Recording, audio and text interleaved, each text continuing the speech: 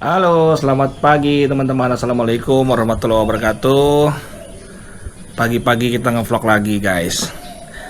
Karena kemarin upload video tentang aki dan lumayan rame yang nonton teman-teman. Nah, tapi banyak juga yang komen minta dicobain akinya jadi saat hidup gitu ya, saat hidup mobilnya akinya coba dicopot gitu.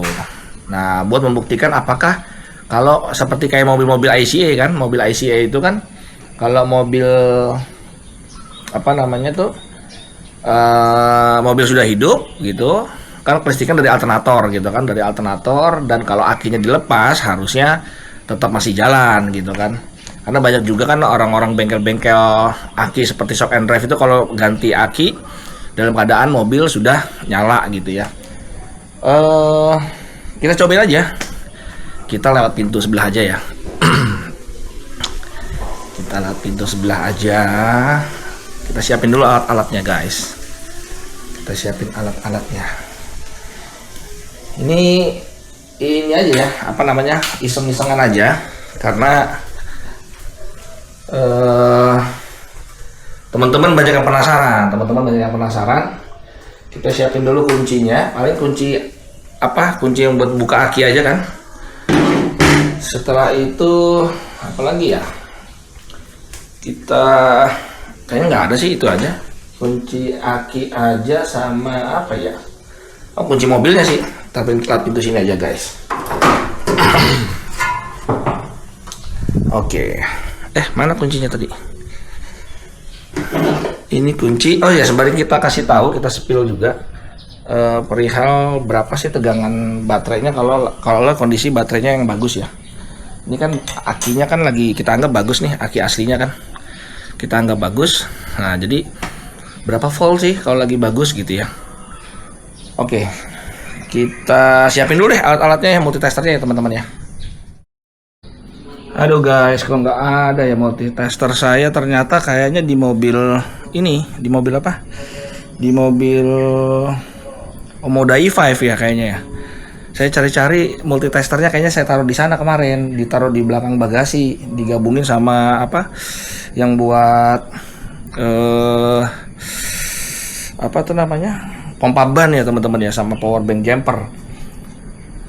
Jadi nggak ada nih buat ngetes tegangan akinya ya. Nggak apa-apa ya, kita kan memang konsentrasinya nggak ke situ. Kita mau cobain dalam keadaan mobil nyala gitu ya, dalam keadaan mobil nyala ready gitu, akinya kita coba cabut. Maksudnya salah satu ya, kita nyabutnya bukan cabut akinya kita keluarin ya, tetapi paling tidak kabel kutub positif atau negatifnya kita keluarin gitu ya. Ini buat mencoba, karena banyak yang minta tolong dicobain seperti itu gitu. Memang benar gitu ya. Jadi kemarin kan rame tuh di komen-komen rame. Om, kalau saya rasa sih problemnya si pengepul mobil itu kayaknya DC to DC-nya gitu kan.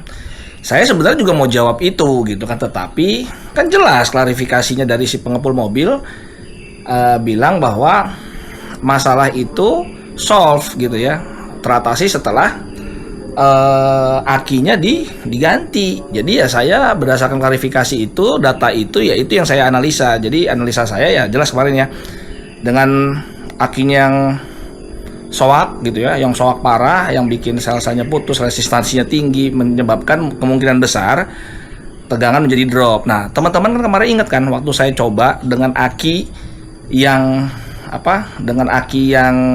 kita pinjam dari toko aki yang sudah soak itu kan tegangannya 10,8 ya kalau nggak salah ya. Ingat ya teman-teman kan, di konten kita kemarin tuh, di video sebelumnya kan kita ukur dulu kan tegangan aki yang soak aja 10,8 aja, remote aja nggak mau, kelistrikan mobil udah nggak mau ada yang hidup gitu kan. Kita buka pakai remote udah nggak mau. Kemarin kan teman-teman liatin kan di video kita sebelumnya kan.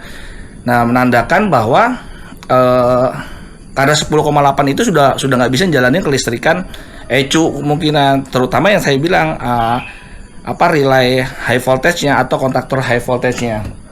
Nah, bisa aja waktu ini aki sudah problem banget, jadi beban karena saya bilang akhirnya bikin drop tegangan dari DC to DC-nya sampai 10,8 itu seperti kayak aki kemarin kita coba itu. Makanya dia nggak mau kelistrikannya, nggak bisa ngidupin si kontaktor high voltage, mati lagi gitu ya. Jadi di jumper bisa, dilepas mati lagi karena si aki ini kan kondisinya soalnya terpasang terus. Kalau terpasang berarti kan menjadi beban terus kan gitu. Malah jangan-jangan makanya kita coba nih. Kalau misalkan ini nanti kita coba bikin mobil ready, nyala, setelah itu kita cabut akinya, apakah masih hidup gitu kan? Ya memang harusnya sih hidup ya, karena kan suplai utama semuanya dari DC to DC begitu. Kecuali kalau dalam keadaan terpasang akinya bikin drop ya, itu bisa jadi mati gitu ya. Oke guys, ini menjawab itu. Cuman saya harus ada yang megangin nih kamera nih, dari tadi nungguin istri bebenah dulu biar bisa bantu megangin kamera gitu ya guys ya. Tunggu ya, sabar ya. Aduh guys, istri nggak mau diganggu lagi bebenah katanya. Oke, ini mobil kita langsung nyalain aja. Oke guys ya, ini posisi mobil udah saya nyalain. Sebentar ya, saya kasih lihat. Nah itu ya, mobil dalam keadaan nyala, sudah saya nyalain mobilnya. Nah, kita buktikan pakai lampu ya tuh. Lampu juga nyala kan? Lampunya nyala. Sekarang kita coba copot akinya, kita coba lepas. Hafka, ada nih Shonyo. Udah bangun dia. udah. Nah, bantuin Bapak megangin kamera. Nah, gini aja deh. Yang kameranya nih gini. Nah, megangin ya. Oke. Nah, sip. Nah, teman-teman ya, saya mau kasih tahu, maju dikit deh, Oke, sip, cukup. Nah, teman-teman, saya sebelumnya mau kasih tahu dulu. Kemarin sebenarnya sih saya pengen kasih tahu, cuma karena saya pikir karena saya melakukan sendiri gitu ya. Saya melakukan sendiri. Sebenarnya untuk ngelepas aki, masang aki gitu ya. Kalau misalkan lepas aki, masang aki itu sebenarnya kabel panas sih positif negatif dulu yang harus dilepas. Sebenarnya memang ada aturannya teman-teman, yang safety ya gitu ya. Cuma karena kadang ya itulah, orang yang paham kelistrikan kadang-kadang rumahnya listriknya malah semrawut gitu. Orang yang paham bangunan malah rumahnya kadang-kadang ya semrawut juga gitu, karena saking sok pahamnya gitu kan. Akhirnya dia asal-asalan. Ya seperti kayak kemarin saya kan buka, saya positif dulu karena saya pikir, karena saya paham gitu loh. Jadi saya juga waktu muter kuncinya segala macamnya karena seolah-olah paham. Jadi kadang-kadang kaidah-kaidah itu kita lupain juga gitu. Oke, jadi nih di aki ya teman-teman ya. Jadi kalau ini aki, usahakan ya teman-teman ya, usahakan sebentar nih kameranya agak kesini dikit. Nah gitu ya. Nah, usahakan tuh kalau kita mau copot itu harus yang negatif dulu teman-teman. Jadi kan di sini ada negatif ya, ada kutub negatif, kabel negatifnya ini harus dilepas dulu. Supaya apa? Kalau kabel negatifnya sudah lepas, berarti bodi mobil ini tuh sudah tidak lagi beraliran negatif dari si aki. Jadi misalkan nggak sengaja nih kunci kita nih ngebuka aki itu nyentuh bodi mobil, itu sudah tidak nge-short gitu teman-teman. Nah, tetapi kalau teman-teman bukannya positif dulu gitu ya, ada kemungkinan besar berarti kan bodi mobil masih bertegangan negatif nih, dapat sumber negatif dari aki. Nah, kalau sampai teman-teman ini short kena bodi, itu ada kemungkinan besar ya teman-teman akan terjadi konslet gitu ya. Aduh, ini maklum nih teman-teman, karena anak saya yang megangin, jadi dia kurang begitu bisa. Jadi seperti itu ya. Nah, ntar kalau masukin lagi, kalau mau masukin aki, masang akinya lagi, itu harus yang positif dulu, baru negatifnya. Jadi kebalikannya gitu ya. Jadi teman-teman harus paham ya. Oke, sekarang kita mulai ya. Kita coba, kita mulai. Kita copot nih. Ini pokoknya mobil masih nyala kan, lampu masih nyala tuh. Nah, sekarang kita lepas aja yang negatifnya aja deh ya. Tadi udah kita jelasin kan, yang safety negatif. Kita coba negatifnya teman-teman.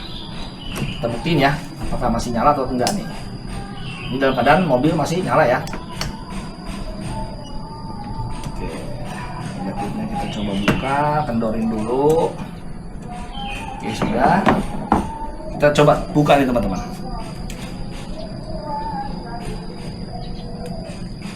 Nah, lihat ya. Apakah mobil mati? Masih hidup ternyata. Tuh ya. Ini udah coba mendekat ya kamera ya. Nah, ini lihat ya. Tuh, sumber negatif udah kita lepas ya. Sumber negatif dari akinya sudah saya lepas. Positifnya saya nggak lepas gitu ya. Tetapi yang jelas teman-teman tahu kan, ternyata mobilnya masih nyala. Nah sekarang coba kita lihat di dalam ya, mungkin kalau lampunya disangkain nanti mobil masih mati, mati gitu kan. Coba yuk saya ambil kameranya, kita coba lihat dalam, lihat teman-teman tuh ya. Nah mobilnya masih nyala ya. Apa mau perlu kita coba jalanin ya? Kita coba jalanin ya. Kita coba jalanin yuk. Mah pegangin lagi mah. Sekarang personilnya ganti nih. Tadi anak saya kurang bisa. Oke ya. Sekarang saya coba jalanin. Mungkin dari sini aja kali mah nanti mah. Dari sini saya mau jalanin mobilnya. Itu masih saya lepas tuh ya, baterai masih saya lepas.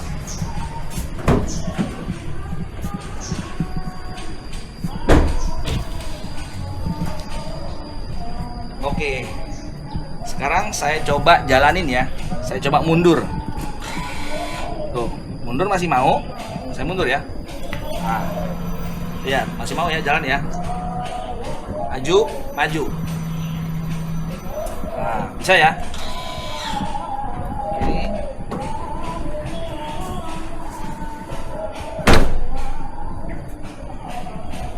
Tuh, jadi jelas ya.